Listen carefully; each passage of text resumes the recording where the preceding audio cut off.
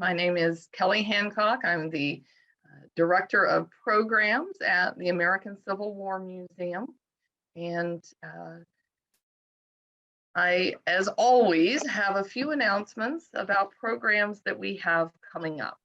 So if you're in the area, especially if you live out toward Appomattox, Virginia, the first program that I'm going to tell you about is our Fall Festival that we'll be having out in Appomattox on October 29th. It'll last from 10 to 4. We'll have vendors, artisans, demonstrations, games, music, food, Halloween contest or costume contest for children. We'll have music, all sorts of things going on. So come out to Appomattox and visit our site there. Then on November 3rd, and this is kind of an add-on program, we will have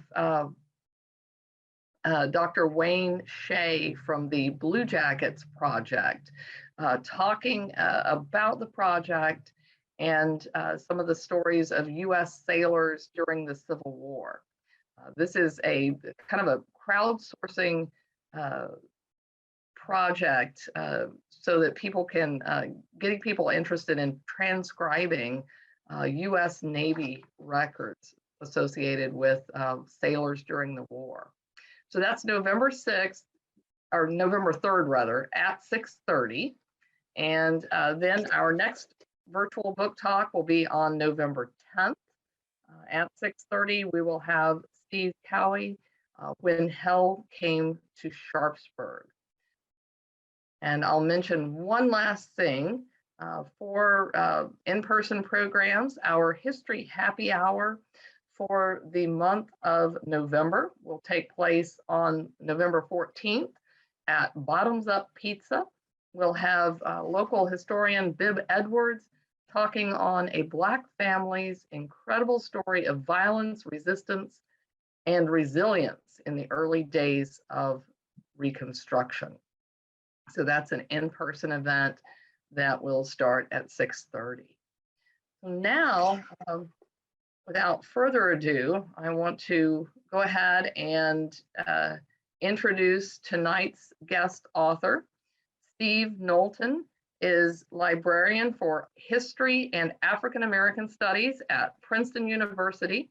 His historical research has been published in many peer-reviewed journals. He is the recipient of the William Driver Award from the North American Vexillological Association and the Marshall Wingfield Award from the West Tennessee Historical Society. And he has won the Justin Windsor Library History Essay Award twice. This is his first book. So without further ado, I'm going to turn the screen over to our guest author. And it's great to be here virtually at the American Civil War Museum. If you haven't been to Richmond, it's definitely going to be the highlight of your trip if you make it to the museum. One of my other interests is flags, and they just have beautifully preserved Civil War flags there. So recommended if you haven't been. But tonight, I would like to talk to you about a manuscript. It's an unassuming lined notebook sold in Boston by George B. Brown and Company stationers sometime between 1869 and 1872, when they operated out of a building at 94 State Street in Boston. Oops, excuse me.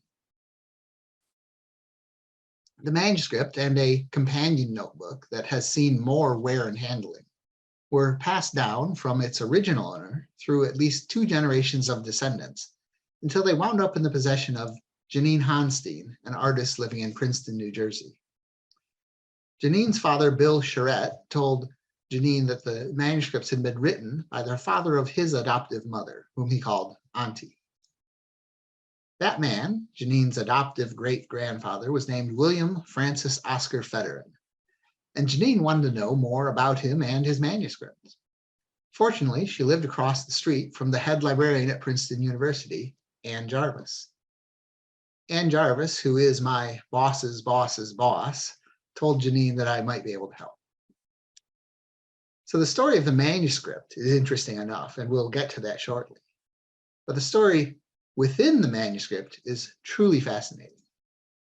In his own beautiful handwriting, Federer recounted his experiences as a soldier in the Civil War, from his enlistment to his encounter with the enemy and subsequent imprisonment, his numerous attempts to escape, his travels across North Texas in the final year of the war, and finally rejoining his unit. It's a wild story that almost seems too fanciful to be true. So Janine and I wanted to check it against the historical record and see how much of his story can be verified. And the answer is almost all of it. Once we learned that, we wanted to share his story with the public. And we're very pleased that the publisher Savas Beatty decided to accept Oscar's memoir for publication. We contributed some front matter regarding the origins of the text and Oscar's life, annotated the narrative, and added illustrations and maps. It came out in early August as part of Savas Beatty's new Battles and Leaders series. This series is aimed at presenting shorter manuscripts that focus on less well-known theaters of the Civil War, in this case, the Trans-Mississippi. The books themselves are laid out to recall 19th century printing, using typefaces reminiscent of Victorian presses and heavy paper stock with a matte finish on the dust jacket. It's a really beautiful artifact, and we're so flattered that Savas Beatty chose to present Oscar's story in such an elegant volume. So this evening, I'd like to share with you a little bit about the manuscript, a little bit about Oscar Federer, a little bit about his service, and a little bit about his memoir. I hope you'll agree that he was a remarkable man with a fascinating story. So let's start with the manuscript. As I mentioned, there are two copies. The first one has a few clues about its origin. As I mentioned, we know it must have been purchased between 1869 and 1872, because that's when Brown and Company did business on State Street. But there's reason to believe that the story was written or at least completed some years later. At the very end of the text, which stops short of Federer's return to Union lines, he copied out an article on the sack of Lawrence by the noted guerrilla Quantrill, written by Major John Edwards of Missouri, an ex-Confederate. This article appeared in a newspaper from Salina, Kansas on March 8, 1877. Presuming the article was copied shortly after it was published, we can state that the first draft of the manuscript was written between 1869 and 1877. It included two drawings by Federer as well as his text. The second draft of the manuscript can't be dated in the same way, as the notebook doesn't contain any seller's marks and the text is all Federer's own. We presume it's a second draft because of a number of small changes to the grammar or wording, and the narrative tells the complete story of Federer's service. It seems that Federer or someone else made extensive use of the second manuscript because the covers of the notebook show a considerable amount of handling and the ink is faded, probably from exposure to light. I think it's worth discussing the quality of Oscar's writing. In preparation for this talk, I read quite a few other prisoners' memoirs. I can testify that plenty of them are as dry as the dust that covers them in many libraries. There's a certain Victorian style that, when combined with military matter-of-factness, tends to suck all the excitement out of even the most adventuresome exploits, but not so for Oscar Federer. As you'll hear, his writing has vigor, color, and panache. He also knows how to structure his writing to keep the reader hanging in suspense. If I had to guess, I think his tastes in reading ran toward dime novels. Family lore says that when Federer died in 1933, he passed the two manuscripts to his daughter Lizzie. Lizzie died in 1951, leaving the manuscript to her son, Bill Charette. Bill forgot about them until 2015 when he mentioned them to his daughter Janine Hanstein. When Janine learned of them, she began the research process that led to the publication of Oscar's memoir. As for Oscar Federer himself, some of the facts of his life were easy to ascertain, but not everything. His birth date, for example, has proved elusive. His birth is not recorded in the vital records of Boston, his hometown. When he enlisted in the Union Army in 1864, he stated that he was born on September 17, 1844. But when he married on the first day of 1867, he stated he was 21 years old, implying a birth date in 1845. his gravestone says he was born in 1843. I have a suspicion that he was born in 1845 or 1846, based on other facts of his family history. Oscar was the fourth child of 6 in his family. The third child, named William Francis Federin, died from croup in 1845 at the age of 4. My guess is that the next child was born, named William Francis after his deceased brother, with Oscar added to distinguish him. We know little about Oscar's youth. His father, a jeweler, died in 1860 when Oscar was a young teen. His 5 or 6 years older brother, Jacob, enlisted in the 1st Massachusetts Light Artillery on April 20th, 1861, only 5 days after President Lincoln called for 75,000 volunteers to suppress the rebellion. Jacob rose through the ranks to 1st lieutenant and was shot through both legs at the Battle of Spotsylvania Courthouse. During this period, Oscar worked as a brass finisher, as he reported his occupation at the time of his enlistment. Of Oscar's own military career, we can specify some facts beyond what he states in his memoir. He appears on a list of men subject to the draft that was compiled in May or June of 1863. In his memoir, he states that he was engaged in some affair, the negligence of what would have utterly ruined me. But after it was concluded, he enlisted in the 13th Massachusetts Light Artillery on March 25th, 1864. In this matter, his memoir and the military records agree.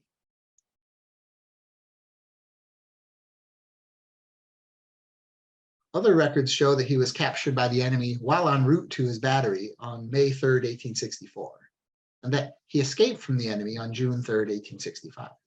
He was mustered out of service on July 28, 1865, and applied for a military pension in 1892. And he was an active member of the Grand Army of the Republic, the Union Veterans Organization. After the war, he married and had a son and daughter.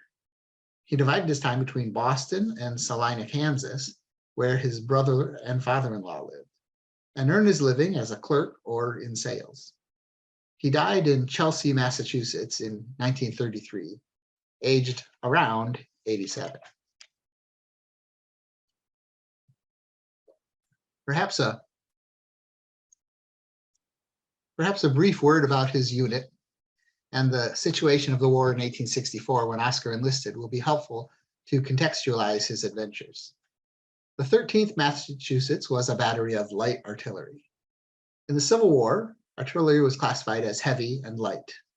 The heavy artillery served in permanent fortifications with very large guns unsuited to mobile warfare. Light artillery units, as the name implies, manned smaller guns that could be drawn by horses into battle.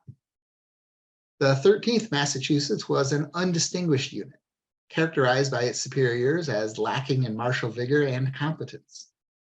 It was raised in the fall of 1862 and sailed to New Orleans in January of 1863. After a stormy voyage that killed a number of horses and destroyed equipment, it spent 6 weeks in a port in Fortress Monroe in Virginia for refitting, and only arrived in New Orleans in May of 1863.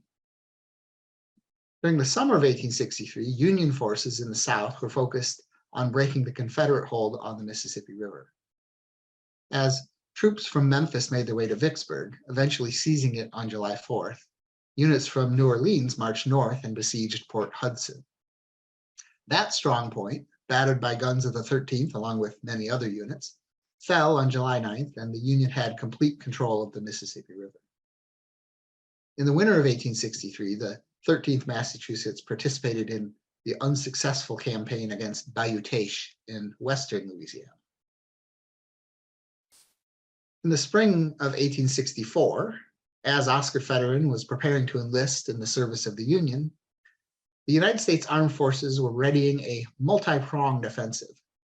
The intent of the overall Union commander, Ulysses S. Grant, was to attack Confederate forces from a number of directions simultaneously, so that pressure from all sides would force Confederate armies to fight in place rather than retreating or escaping. Lincoln compared it to a group of men dressing a slaughtered animal. Those not skinning can hold a leg. Union advances in the first 3 years of the war had reduced Confederate control of territory in the North Central Confederacy, but the secessionists retained all of Texas, the Deep South, and most of Virginia. Plans called for the commencement in May of 5 simultaneous offensives.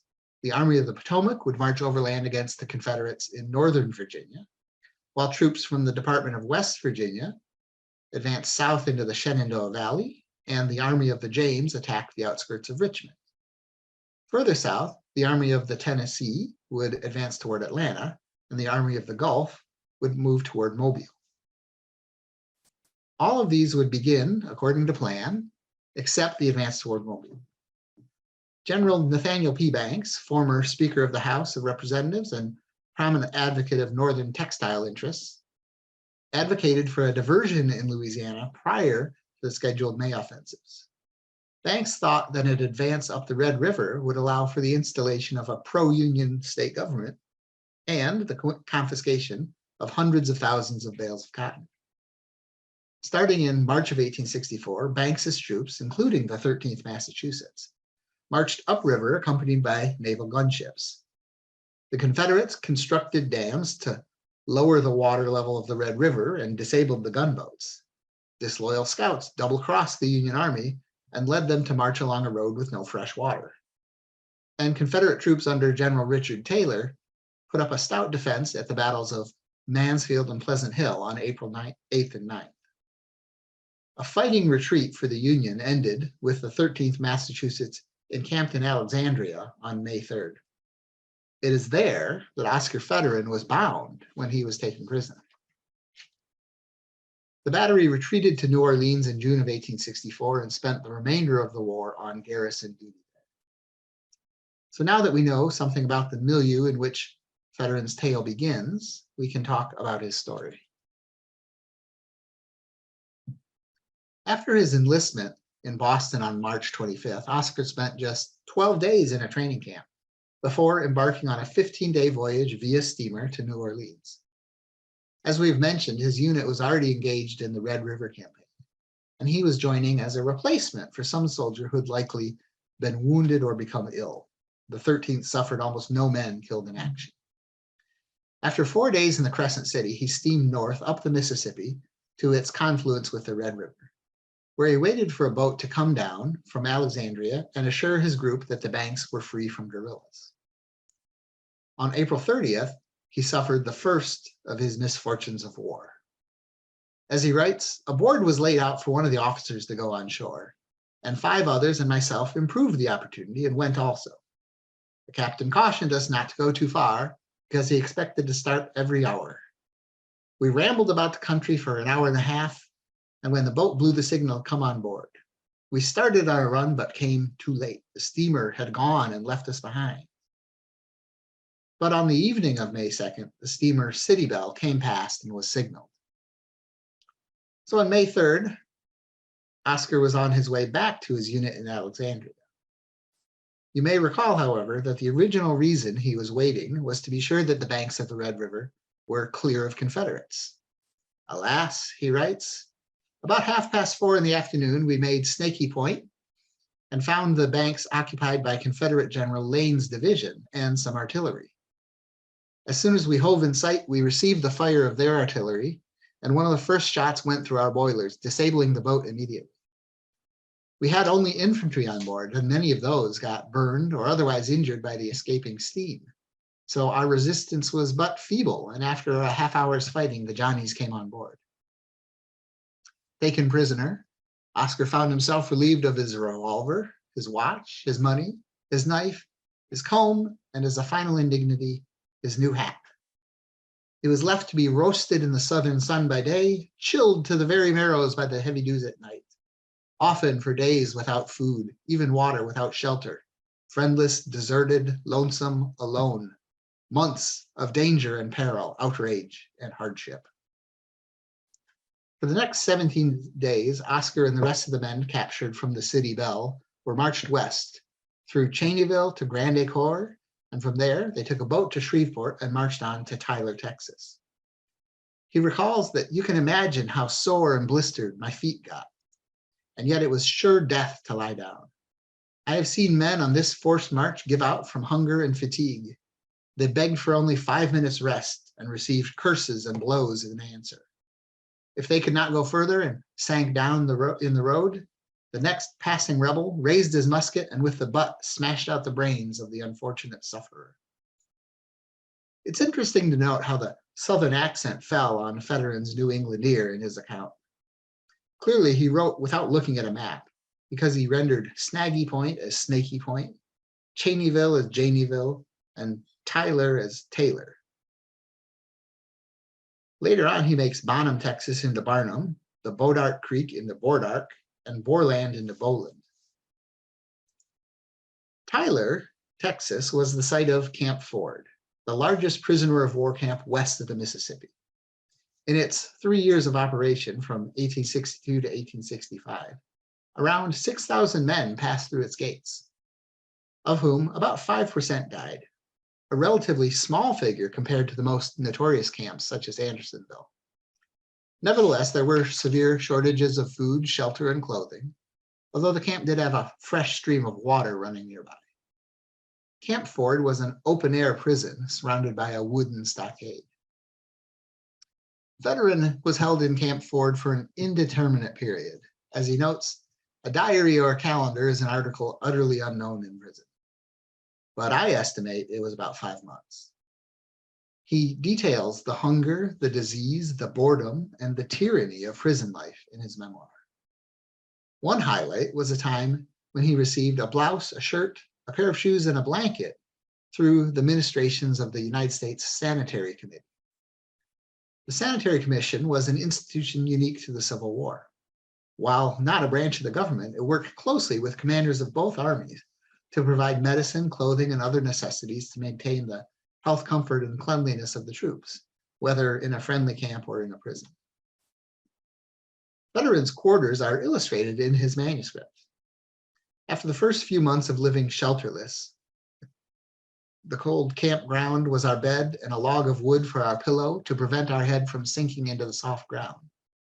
In August, the new commandant of Camp Ford allowed the prisoners to go into the nearby woods under guard, cut logs, and build huts. Oscar's hut was 8 feet high and 6 by 10 in width. I lived quite comfortable, for I let a part of my house to 3 New York soldiers. They were to cook my food and chop wood to pay the rent. The earth was banked upon one side of the cabin and answered for beds. We cooked, ate, and slept in this room. For amusement, the men sang, played dominoes, and dealt cards. The cards were made out of thin pieces of wood with their names and numbers burnt on them by means of a broken fork. There was also chess, checkers, and musical instruments such as tambourine, fiddle, and banjo. The drum heads of the tambourine and banjo made from the skins of old cats. Still, disease stalked the camp. Fetteran's fellow inmates suffered from measles, smallpox, fevers, chills, scurvy, and Satan's itch. The latter is an after effect of sunburn that causes an excruciating, stabbing, deep itch that comes in fiery, unscratchable waves that consume one with panic. Fetteran himself had scurvy and suffered from its effects on poor wound healing. Any small bump or bruise would become an open sore, and maggots would infest them. He boiled his clothes to kill the maggots. In the early years of the war, being taken prisoner usually translated to a short confinement. The two armies regularly exchanged prisoners to relieve themselves of the duty of guarding them. However, in 1863, the Union Army began to enlist African-American soldiers into the United States colored troops.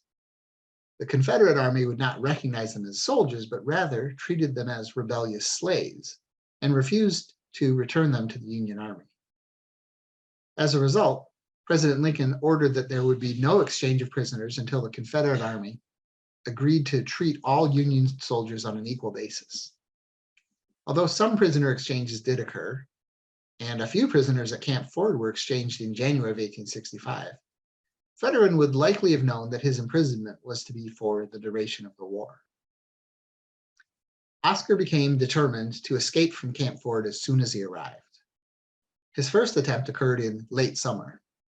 He had become a skilled whittler using a broken knife to whittle animal bones into rings, which he traded to fellow prisoners for tobacco. Using some of those articles, as well as the brass buttons from his uniform, plus his blanket and blouse, he bribed a guard to let him through the stockade. Oscar ran as far as he could until sunrise and rested under a tree. Within a half hour, he heard bloodhounds approaching. A quick shinny up the tree likely saved his life from the jaws of the hounds, but the guards who followed them took Fetterman prisoner and returned him to captivity. Fetterman witnessed a number of other escape attempts. One of the most notorious was the smuggling of prisoners in a dirt cart, which is literally the cart used to collect street sweepings, in those days including horse droppings. When the cart was taken out of the camp, the smuggled prisoner would run for freedom. After the guards caught on to this practice, they made a habit of plunging a saber into the dirt cart before allowing it to leave the camp. The prisoners thus wounded would cry out, revealing themselves. This story sounds ludicrous, but it's independently attested in the memoir of another Camp Ford prisoner, The Bright Side of Prison Life by S.A. Swiggett. Tunneling out of the prison was also attempted, not only at Camp Ford, but at prison camps throughout the South. One famous prison break was a tunnel out of Libby Prison in Richmond that several dozen prisoners used to escape. Swiggett also wrote about tunneling attempts at Camp Ford. Fetterman was part of a conspiracy of 20 men in 4 squads of 5 men. One squad would dig half the night, another squad the rest of the night. They had nothing to dig with but an old common case knife and a piece of saber. The process was that the digger would fill a haversack with dirt, and an assistant would pull it out using a rope made from strips of a blanket. The other 2 men would carry it off and empty it in holes or bank it up against their houses. It was very tedious work. For some nights we would not gain more than an inch. Fetterman's group watched other tunnelers fail for want of judgment. They would come out of their cabin in the morning after they'd been at work with their clothes all covered with the red clay. And as soon as Johnny Reb saw them, he well knew what they had been about, and by that means they would get caught. Prisoners caught attempting to escape faced no mercy. A common punishment was to be hanged by the thumbs in an attempt to force a confession and implicate co-conspirators. Fetterman's second attempt at escape occurred after the tunnel had reached about 130 feet long. All was dug except the final crust, which, when broken through, would expose the tunnel to the free air outside the stockade. The men who had dug the final length was of a smaller stature than Fetterman. So when Oscar went to dig the last inch of dirt, he could not pull himself through the hole. In fact, the harder he worked, the more firmly he found himself wedged, 5 feet underground and about 120 feet from the entrance, and running out of air. With a final effort, he was able to crawl back to the entrance, much to the surprise of his collaborators, who expected that he had escaped already. The next day, Fetterman visited the camp doctor to ask for turpentine, claiming that he needed it as a salve for sore muscles. That night, he was on firewood gathering duty, so he slipped a bite of food into his pocket and went into the woods with his crew and their 2 guards. Surreptitiously, he ventured farther from the guards on each trip into the woods until he was able to position himself behind a large tree, blocking the guards' view of him, and then began to run. Within a half hour, the bloodhounds' baying began, so he covered his feet with turpentine to throw them off his scent. Weakened by his disease, he could not go more than a half mile before having to lay down and rest. Luckily, he escaped their notice and was never to return to Camp Ford. He made one last rendezvous at the camp hospital, where he knew of another man who wished to escape, a Kansas soldier named Rufus Custard. The hospital was lightly guarded, and Custard slipped out the window along with 2 other men named Edwin Wallace and Joseph Brown. Wallace and Brown said they were from Western Texas and proposed that the party travel to their homes. Although that route would take Custard and Fetterman farther from Union lines, they agreed.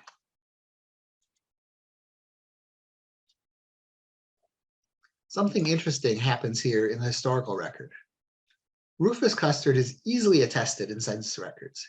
He lived in Bourbon County, Kansas from the 1850s until his death in 1884.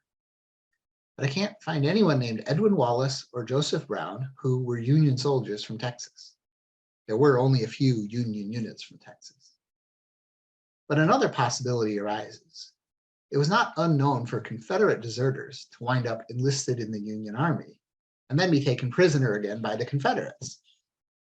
Fetterin describes the horrible treatment inflicted upon such men by the guards at Camp Ford. So it just may be that Wallace and Brown were not Union soldiers, but rather Confederate deserters. As for why they would want Fetterin and Custer to accompany them to Western Texas, well, more company makes for an easier trip, and having a couple of escaped Union prisoners on hand could provide a bargaining chip should trouble arise with Confederate authorities. The group's first destination was Sherman, Texas, about 130 miles west of Camp Ford, where Wallace had his home. They walked by night through woods and swamps, avoiding houses and eating the natural foods found in the woods, such as sassafras root. The fresh air and vitamin C improved Fetterin's health.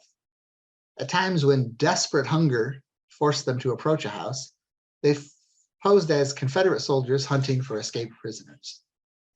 At one point, Wallace and Brown gave them the slip, and Custer and Fetterin were forced to travel by themselves.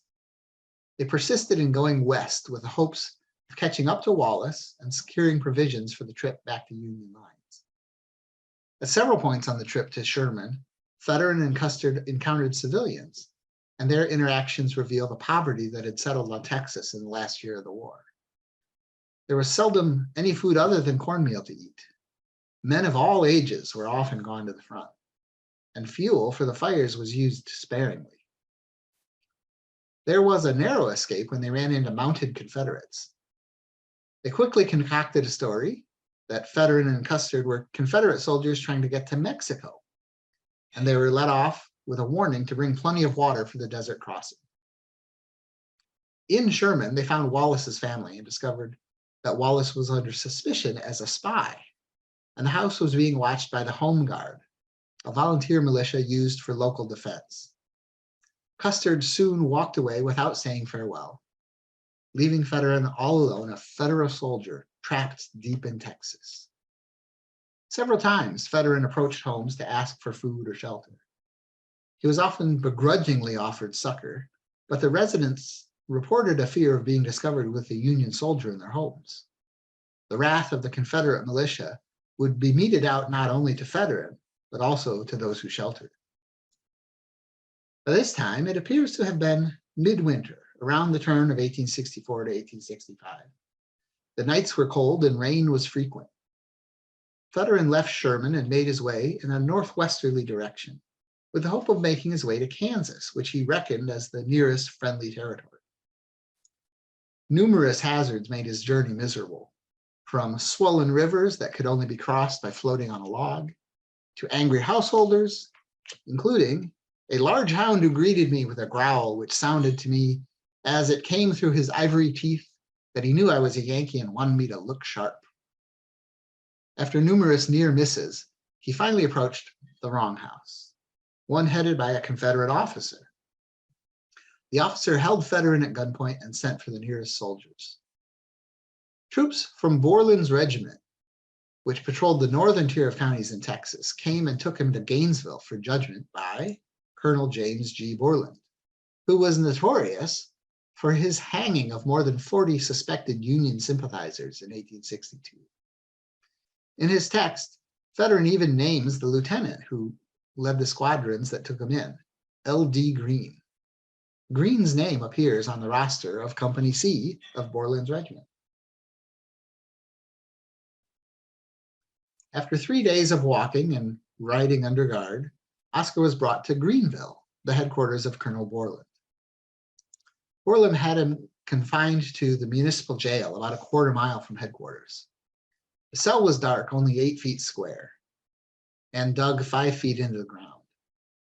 Sitting in the dark, contemplating his fate, Fetterin made up my mind to make my escape, for I'd rather run my chance in being shot than be starved to death by these fellows who now call themselves honest and loyal men. There was a short ladder which afforded means to get from this hole to the door. So I got up and sat on the upper ring of this, that I might hear the conversation of the guards. They had a great deal to say about poor Yank, and he understood from the sergeant they were going to hang him in the morning. Fetterin called to a guard and asked to be allowed to walk on the green. Feigning more weakness than he felt, Oscar slowly climbed his ladder and processed to the green with halting, tender steps.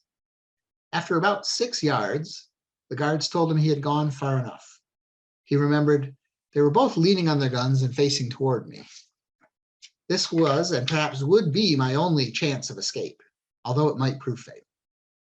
As soon as they told me to stop, I began to fuss with my pants, keeping my eyes fixed on them to watch every movement, that I might make the best of it. They were busy talking to each other when I stooped, and as I stooped, I started and ran toward the woods, which was about 1/4 of a mile distant. I had not run more than a dozen steps before the guard hallooed me to stop, and at the same time discharging their rifles.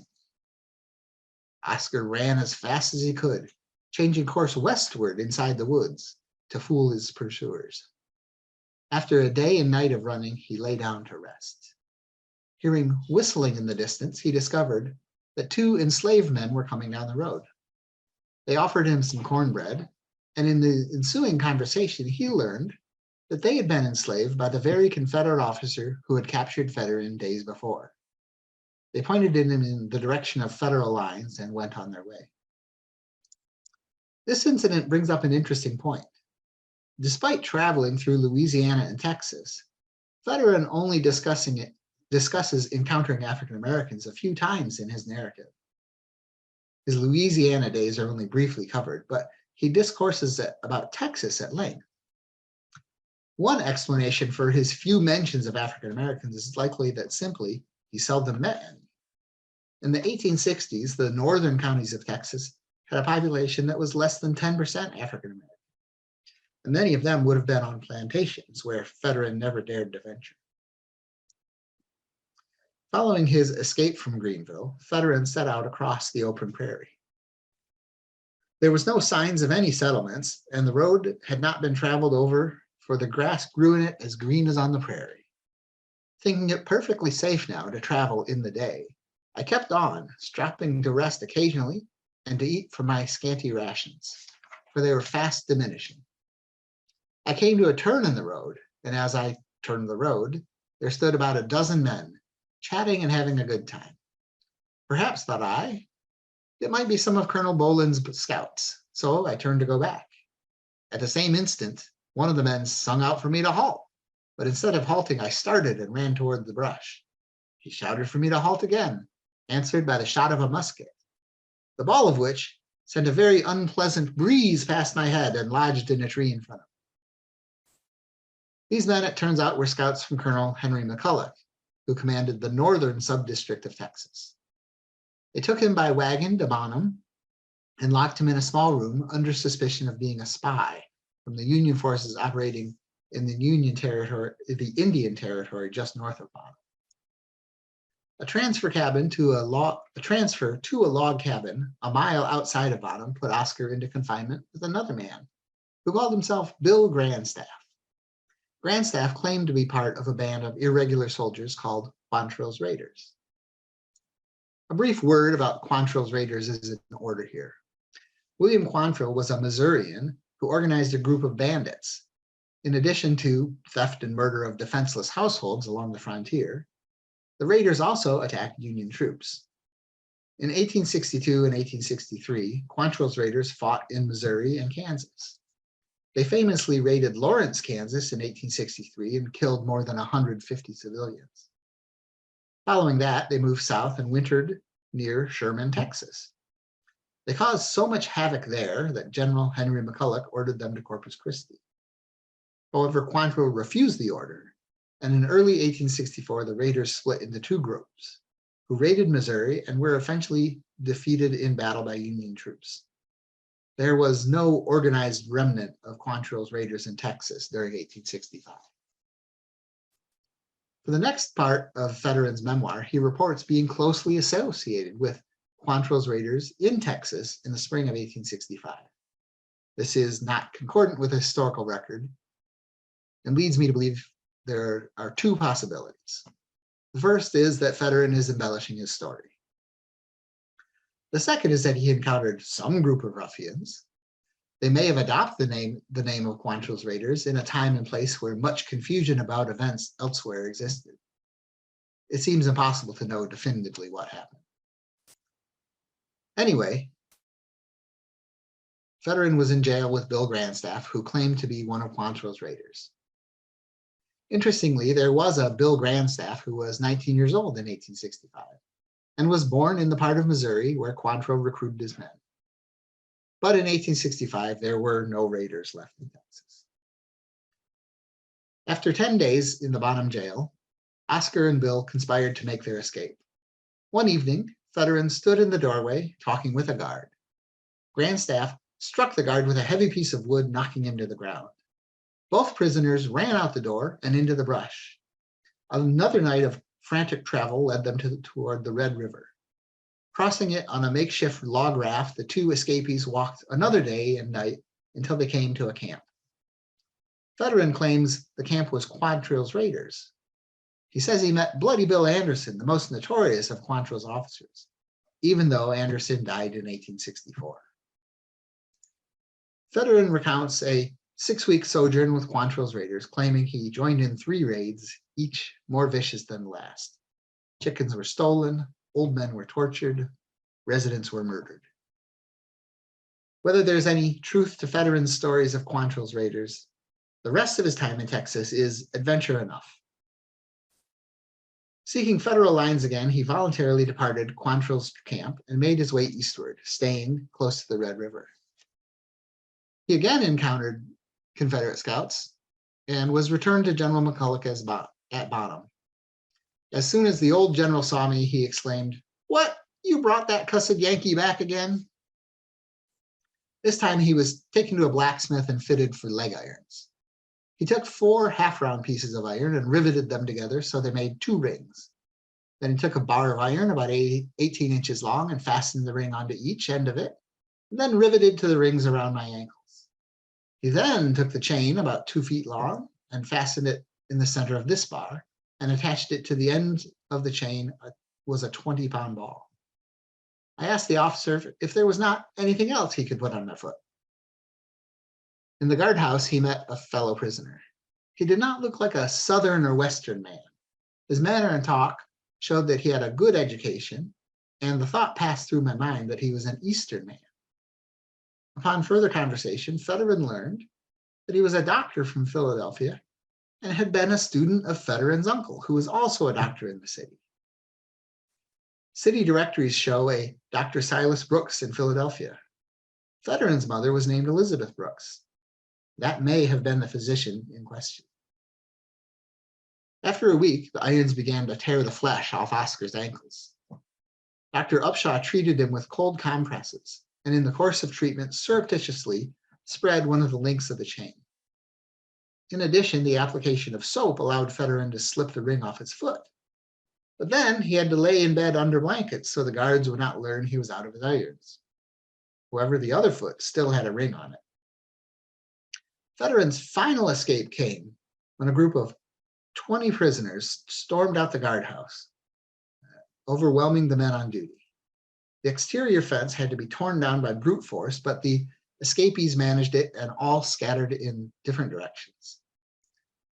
2 prisoners lived locally and guided Federer toward the Bodark Creek bottom, where they crossed to an island heavily overgrown with brush. Resting there, they evaded the scouts. A file and provisions were brought by the locals, and Federer finally was relieved of his irons. One more overland trip lay ahead for Oscar. Making his way to Shreveport, he posed as a Confederate courier and passed a group headed to Bonham to see the hanging of several prisoners who had escaped and been caught.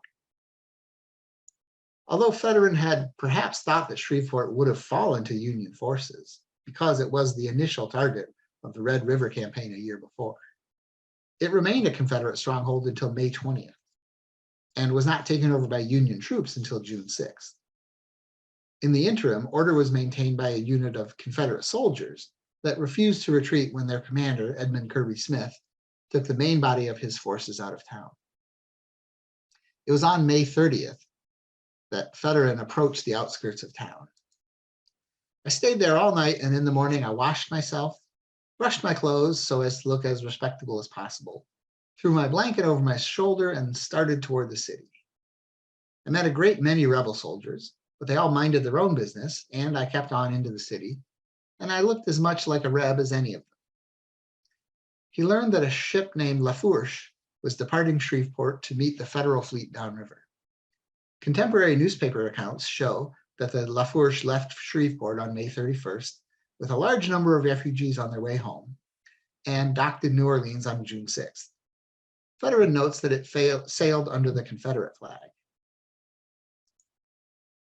He sneaked on board posing as a stevedore and stowed away behind a woodpile. After the first night on the river, Oscar noticed there was a great many Confederate soldiers on board going down the river to meet the Yanks and get their parole, meaning a release from Confederate duty after surrendering the Union forces. They all looked the same as myself, and I knew that all on board had paid their fares, and I was determined to go on deck before morning. Midnight came. There was quite a number walking on deck. Some were singing, others were talking and laughing, and a few laying asleep about the deck. After another day, the Lafourche hauled down their Confederate flags and raised the flag of truce. The next Union gunboat they met told them they were 5 miles above Alexandria. I thought this was the best news I had ever heard.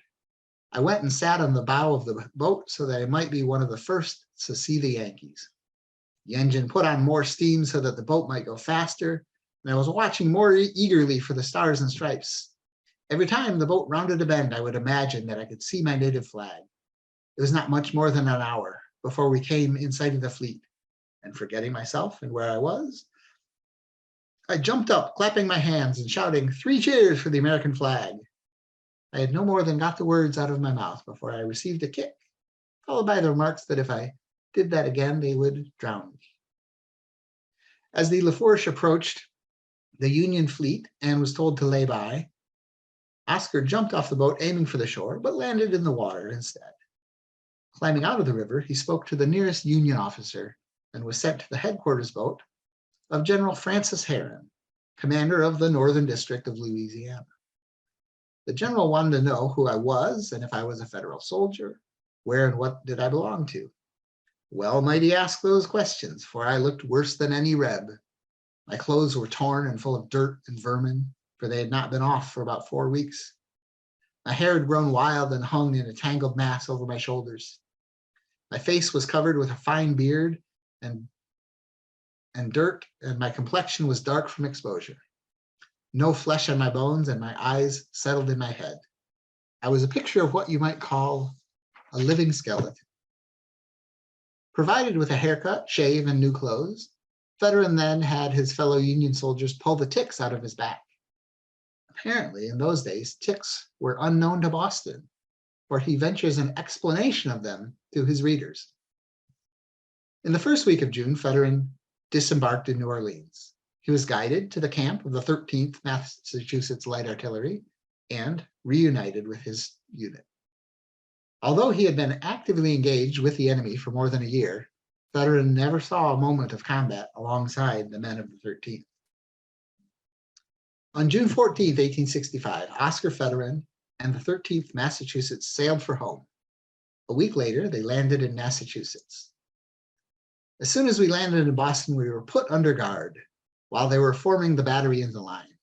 I gave them the slip and ran for home. I found my mother in the kitchen, and when I opened the door, she stood looking for me in wonder and astonishment, for I did not look much as I did when I left home. I was pale and thin. I was heartily welcomed home, and as soon as I sat down to a good table with a hot biscuit and Yankee coffee prepared by a dear mother who had surrendered both her sons to the altar of liberty and had strove hard to do all she could for comfort. Despite his temporary absence without leave, Oscar Fetterman was mustered out of the Union Army on June 20th. I hope you've enjoyed this taste of 13 months in Dixie. There are many more tales, reminiscences, and examples of Oscar's witty prose. We're very proud and pleased to have brought this fascinating memoir to your attention. I think it adds a lot to our understanding of the Civil War in Texas. You can order this book from any bookseller, directly from Savas Beatty as well. And at this point, I'd like to thank you for your attention, and I'd be happy to answer any questions. That was just fascinating. I did not know that turpentine could be used to cover the scent. Makes sense. I just had never thought about that. I think we did have some questions come into the chat. So the first one we have was Oscar Fetterman a German immigrant or of German descent, considering that a high proportion of German immigrants served in the Union Army? Right. He was not a German immigrant. I know at least his father had also been born in Boston. From what I recall from looking through some of the genealogical materials, I believe the first Fettermans that were in his line had come over in the 18th century. But it certainly is a German name, and he doesn't mention anything about German heritage or speaking German. So I suspect his family was thoroughly assimilated well before he was born. All right, well, that's very interesting. And there's a question too about what kind of help he received from Unionists as he was going through Texas. And I know you mentioned the two enslaved men. Right. Were there others who aided him? Yes, some of the people he encountered and just got a meal or spent the night did express, I wouldn't say so much pro-union as disgust with the Confederate government. There was a lot of discontent over the course the war had taken and the privation that it had caused in Texas. And I suspect, based on some other things I've read about unionism in Texas, that the atmosphere was such that even had people harbored pro-union sentiment, they would not have said anything about it, just because the consequences of being discovered as a unionist often were lynching. So there's a difference between grumbling about the government and expressing pro-union sentiment that I think had been thoroughly discouraged by vigilantism, lynching, and that sort of activity in the early years of the war. And I think definitely by 1864, there were a lot of people that had started out as wholehearted Confederate supporters that were just tired of the war and wanted it to be over. We've got another question, and this is in regard to Colonel Boland. What happened to him in the aftermath of the war? Was he ever tried for war crimes for his role in the Gainesville hangings? I'll confess I don't know what happened to him. That's something I should have researched a little. If anyone who's on happens to know, perhaps you could enter it in the chat. But based on the picture we have of him, he's dressed in what I would say is clothing from the 1880s or 90s. Mm-hmm. So it seems that he must not have been executed immediately. And in the summer of 1865, President Johnson issued pardons to almost everyone below the highest ranks of the Confederate Army. So Borland might have received one of those pardons. But there's a book called Tainted Breeze, which details the hangings that Borland oversaw. And I'm sure if you're interested in that, Tainted Breeze probably has his full life story. And then there's a question about whether Fetterman recorded anything about his views on African Americans or enslaved people, slavery? Did they change during the course of his journey? Right. Honestly, there are only, I want to say, 2 or 3 times that he even discusses meeting African Americans. And he does not speak disparagingly.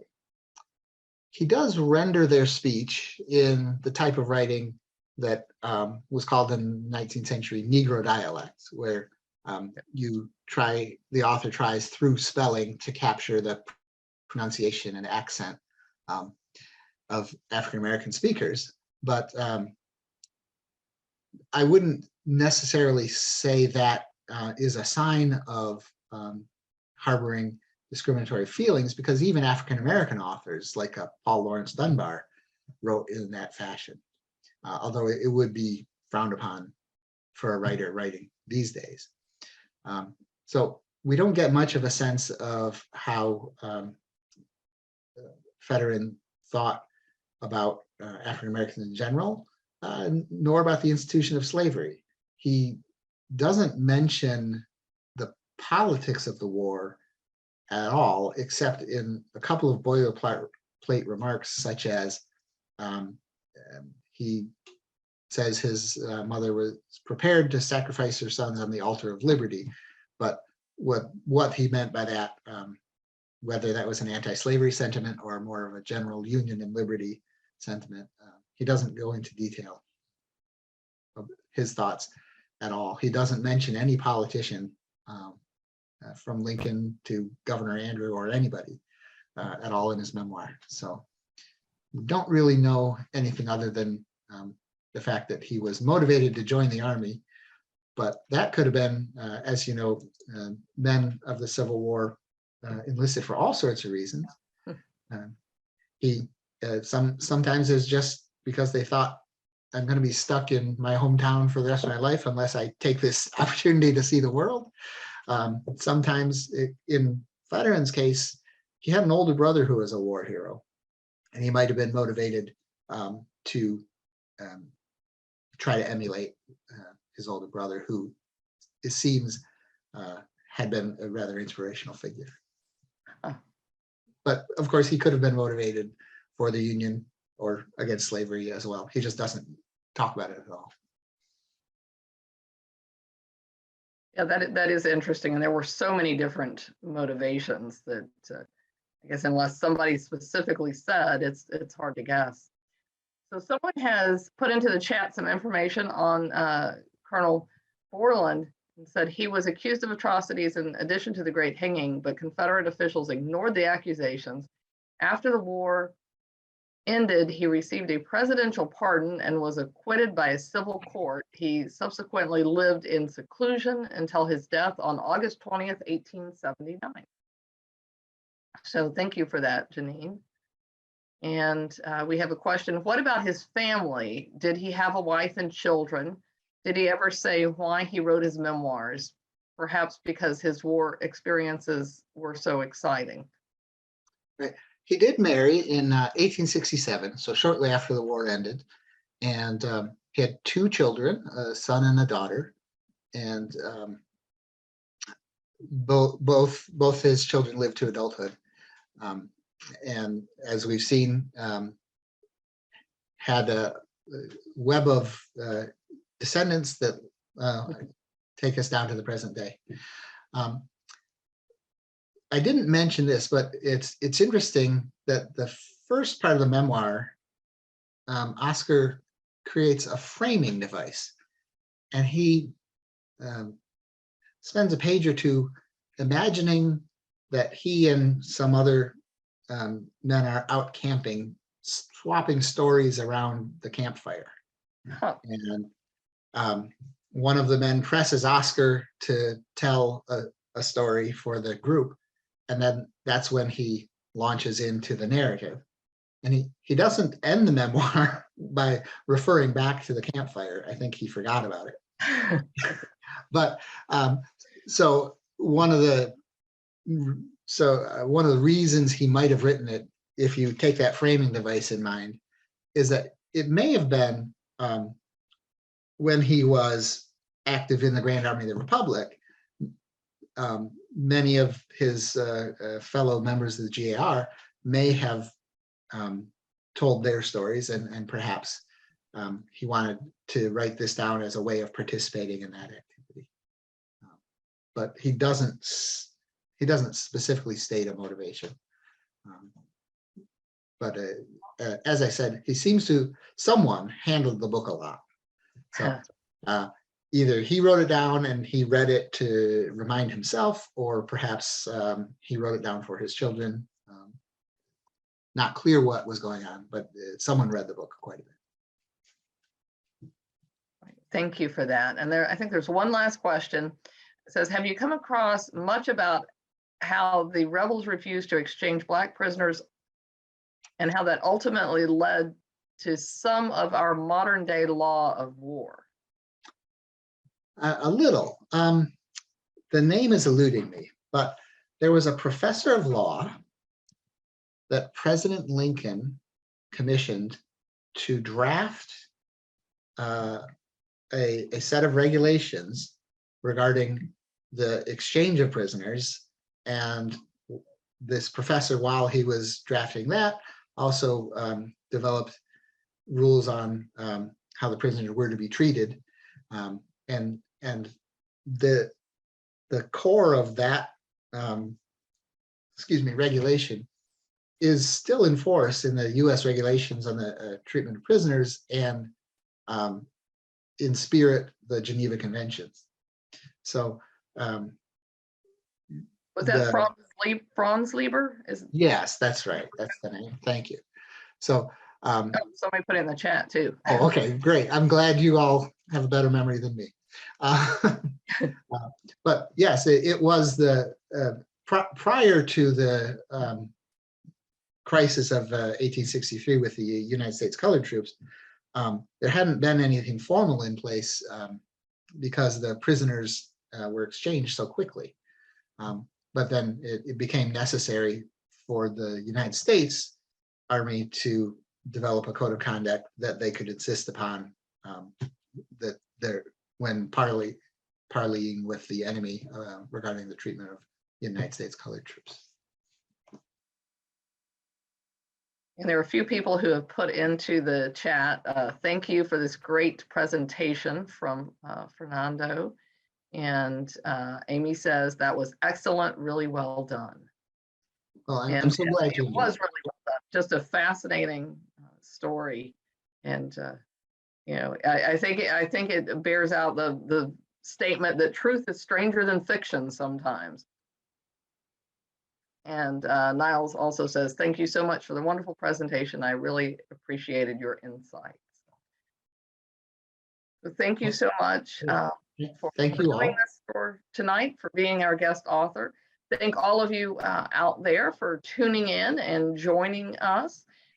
If you're in the area around Richmond or Appomattox, make sure to come by and visit us at one of our 3 sites, either ACWM at Richmond at the historic Tredegar, the White House of the Confederacy, or the ACWM out at Appomattox.